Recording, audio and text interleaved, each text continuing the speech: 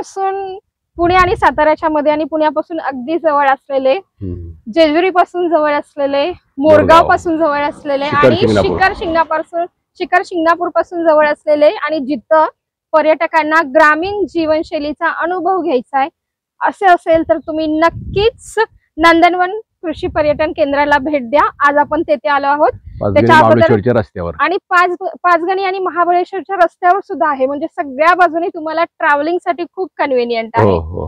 तर सगळ्यात अगोदर मी प्रतिभा मोरे तुमच्या सगळ्यांचं मोरेज वर्ल्ड या युट्यूब चॅनल मध्ये स्वागत करते आणि आपल्यासोबत सर आहेत। सर तुम्ही पहिल्यांदा आम्हाला थोडक्यात आमच्या सगळ्या जे आमचा व्हिडिओ बघतात आहेत त्यांना तुमची थोडक्यात ओळख करून द्या। ओके, नमस्कार। नमस्ते सर।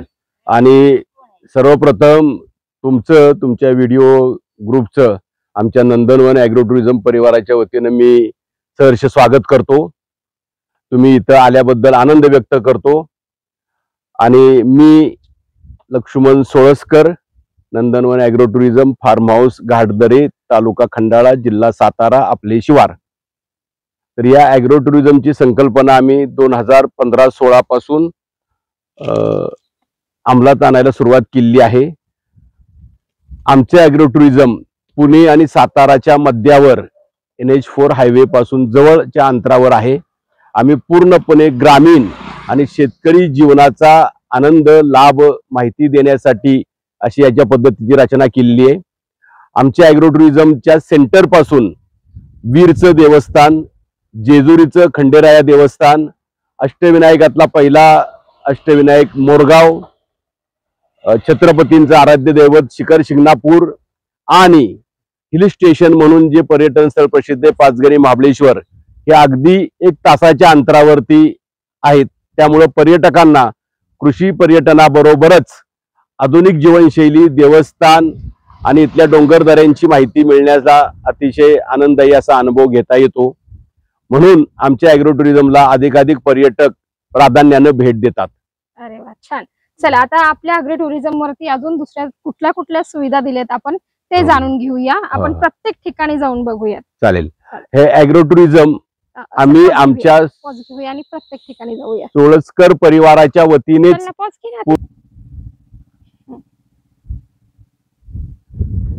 हा पूर्ण एंट्रन्स आहे ना? हा पूर्ण एंट्रन्स आहे। 4 चाकी वगैरे यायला हा पार्किंगची सोय आहे ना? इथेच इथे पार्किंग करू। इथे पार्किंग, या बाजूला पार्किंग आहे, या बाजूला पार्किंग अवेलेबल आहे। कांदा लावलेला दिसतोय। हा, एक कांदा आहे, लसूण आहे। कांदा, लसूण, नारळ। शेतावरती कुठली पिके आहेत सर? ऊस आहे, भुईमुग आहे, फळपिक आहेत। फळपिका कुठली? ज्वारी। फळपिकामध्ये आंबा आहे, चिकू आहे, आवळा आहे, नारळ आहेत।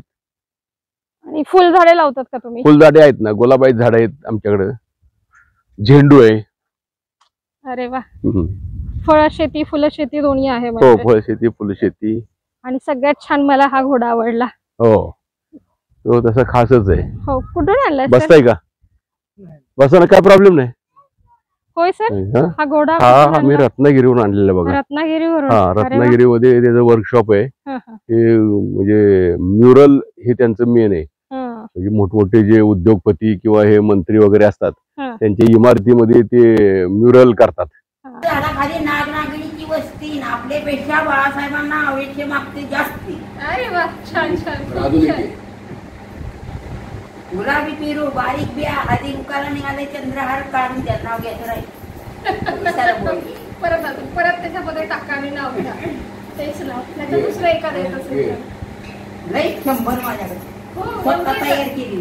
तुम्ही तयार केलेली? छान, शिकवते सुद्धा नवीन मुली। Okay okay okay. ते मुलं हुशार निघाली ना। बरोबर, म्हणजे शाळेतली मुलं आली की तुमच्यासोबत गप्पा मारत असतात, तुमच्यासोबत छान टाइम स्पेंड करतात। गोळ्या वेळेला बसतातच। जे पूर्वी होतं ते आता कमी झालं नाही, नवीन झाल्यामुळे सगळं सिच्युएशन। यांच्या पाठी मुलगी आहे 3 वर्षाची। इथेही पर्यटकांची सोय छान प्रकारे होतीये। इथे बसण्यासाठी सुद्धा बाज आहे, डायनिंग एरिया सळलेला हा जवळ येतोय, पण आम्हाला सवय नाही ना, त्यामुळे तो अगदी हो हो हो बरोबर। जास्त खेळतात त्यांच्याबरोबर। अरे वा, बदक आहेत, कोंबड्या आहेत, टर्की आहे, छान। हे लॉन आहे. इथं मग ज्याला जसं पाहिजे ना पडदे लावतो, लाईट लावतो, बरोबर. फ्रीज करून देतो, स्पीकरची सोय करून देतो. इथे परत टॉयलेट, डोंगर पायथ्याशी बघा किती छान आहे हे सगळे, आजूबाजूला सगळे डोंगर, सनसेट वगैरे इथून सुद्धा पाहतात लोक. हो, ही ऊसाची शेती आहे, वेगवेगळी पिकं असतात ती घेतो आणि इथून शिवार फिरायला घेऊन जातो डोंगरामध्ये. येस. ट्रेकिंग पण करत असतील ना इथं? ट्रेकिंग ते आमच्याकडे मिलिटरीचा कॅम्प होता एक, हा, 8 दिवस ते लोक राहिले होते. ते पहाटे 5लाच उठून जायचे, या बाजून जायचे, प्रत्येक वेळेला एक पॉईंट घ्यायचे 8 दिवस. त्यांनी ते केलं. इतके खुश झाले. आम्ही म्हटलं तुम्ही देशासाठी एवढी देशसेवा करताय, आम्ही तुमचं पेमेंट घेणार नाही. पण ते इतके हुशार ना, म्हणजे ज्याला म्हणतो आपण प्रामाणिकपणे किंवा देश, तर आम्हाला म्हणजे ठीक आहे नका घेऊ पैसे, आम्हाला फक्त तुमचं आई वडिलांचं दर्शन आणि देवाचं दर्शन घ्यायचं. कुठे देवारात गेले, दर्शन घेतलं, आई वडील दर्शन घेतलं, त्यांना घालवलं आम्ही बाईक केलं. आणि नंतर 1 तास 2 तासाने आमची मिसेस गेली देवाऱ्यात पुढं करायला, तर तिथं पैसे होते. माणुसकी आणि रिअलायझेशन आहे लोकांना. त्यांनी स्वतः स्वयंपाक करून, आमची फॅमिली त्यांचे रिलेशन जुळले. अरे वा, किती छान. त्यांनी त्यांच्या घरी फोन, हे आपण रिलेशन पण छान मेंटेन केले पाहिजेत. आपल्याकडे जे पर्यटक येतात ते परत आलेच पाहिजेत आपल्याकडे. लोकांना जास्त म्हणजे मॅनेजमेंट तुम्ही किती अगदी MBA करा किंवा काय तुम्हाला, पण शेवटी ते परकत म्हणजे मेकॅनिकल होतं ते. हा त्यातला फरक आहे. हे रिअल फील्ड मधलं काम आहे ऍक्च्युअली. खूप छान. मल्टीपर्पज हॉल आहे, जेवणासाठी पण सोय करू शकतो, निवाससाठी एखादी मीटिंग घ्यायची असेल, मेळावा घ्यायचा असेल, परत निवास करायचा असेल ग्रुपने, तर या ठिकाणी सोय होऊ शकते. आणि त्याला जोडूनच रूम्स आहेत की ज्या त्याला सर्व बाकी टॉयलेट बाथरूमची सुरक्षित अशी सोय. जाऊन बघूया आपण. मल्टीपर्पज हॉल आहे हा. हॉलच्या बाजूला रूम आहे, 2 रूम आहे, तिकडे एक निवासी रूम आहे. एकूण 6 रूम आहेत. प्रत्येकामध्ये टॉयलेट बाथरूमची सोय आहे, टॉयलेट बाथरूम आणि बाकी बेडची सोय आहे, इलेक्ट्रिसिटी सगळी सोय आहे, पाणी सप्लायची. आणि इथून बाहेरच मग कमी जागा आहे. चप्पल घाला. इथेही मुद्दाम वेगळ्या पद्धतीची रूम तयार केलेली आहे. इथेही पर्यटकांना राहण्यासाठी ही जरा उंचावरची आणि वेगळ्या आहेत, म्हणजे कोटिंग, डबल कोटिंग आहे. हिवाळ्यामध्ये गरम राहते, उन्हाळ्यामध्ये थंड राहते, असं सिस्टीम केलेली आहे. आणि हवेशीर आहे. बाहेर त्याला गॅलरी केलेली आहे, त्याला एक टॉयलेट बाथरूम अतिशय. या रूम आहे, इथं सारवायची सोय आहे ग्रामीण भागातली सारखी. इथं परत ओपन किचन केलेलं होतं. इथे किचन आहे आणि 2 वेगळ्या रूम्स आहेत. आणि पलीकडे गोठा आहे. त्याच्यामध्ये खिलार गायी, ज्या देशी गायी की आता नामशेष होण्यास चाललेल्या आहेत, पण त्याचं आम्ही खास संवर्धन केलेलं आहे. सेंद्रिय शेती, नैसर्गिक शेती, त्यानंतर गायीच्या गोमय आणि गोमूत्रापासून वेगवेगळे उपपदार्थ तयार करण्याचा आमचा पुढचा मानस आहे. आम्ही पिकांनाही त्याचा उपयोग करतो. ओके, हा गोठा. त्यामध्ये म्हैस आहेत, गायी आहेत. ओके. ह्या फार्मचं पूर्ण क्षेत्र किती आहे? पूर्ण ॲग्रो टुरिझम पूर्ण 2 एकर मध्ये हे बसवलेलं आहे आणि पूर्ण 10 एकर आहे आमचं. मग शिवार फेरी आम्ही करतो इथं. शेती सहित किती आहे टोटल? 10 आहे. त्यातलं 2 एकर मध्ये हे पूर्ण कृषी पर्यटनाचं बसवलेलं आहे प्रोजेक्ट. त्यामध्ये तुळशी वृंदावन, तुळशी वृंदावन ग्रामीण जीवनशैली त्यासाठी येते. आणि outdoor activities, games, outdoor activity, ग्रामीण खेळाची, त्याचे खेळाचे लहान मुलांसाठी विट्टू दंडू देतो आम्ही, नंतर लगोरी देतो, कबड्डी खो खो साठी सुद्धा मोकळं जागा ठेवलेली आहे. त्यानंतर ही जी बैलगाडी आहे ही खास बनवून घेतलेली आहे, म्हणजे त्याला बेरिंगचा वापर केलेला आहे. आणि हे अगदी सहज त्याला म्हणजे कुठलाही ताकद लावायला लागत नाही. बरोबर. ते आहे. हे लहान मुलांसाठी असेल? हे लहान मुलं आहे, मोठी माणसं आहे. मोठी माणसं बसतात. अगदी सांगायचं ग्रामीण भाषेत तर नवरा बसतो, बायको ओढते, बायको बसतो, नवरा ओढते. त्यामध्ये एकमेकांची भांडणं लागतात, कॉम्पिटिशन लागतं. तू बसायचं का मी बसायचं. याला बेरिंग आहे त्यामुळे काय हे लागत नाही. म्हणजे इझिली ते ओढू शकतात. अगदी काही प्रॉब्लेमच नाही त्याला. आणि ही अजून एक दुसरी बैलगाडी आहे. ही बैलगाडी ती शिवार फेरीसाठी. बैलगाडीमध्ये ट्रॅक्टर पण वापरतो आम्ही, गाडी पण देतो. वेगवेगळी ग्रुप असेल कॉलेजचा वगैरे तर ट्रॅक्टर वापरतो. फॅमिली असेल तर बैलगाडी.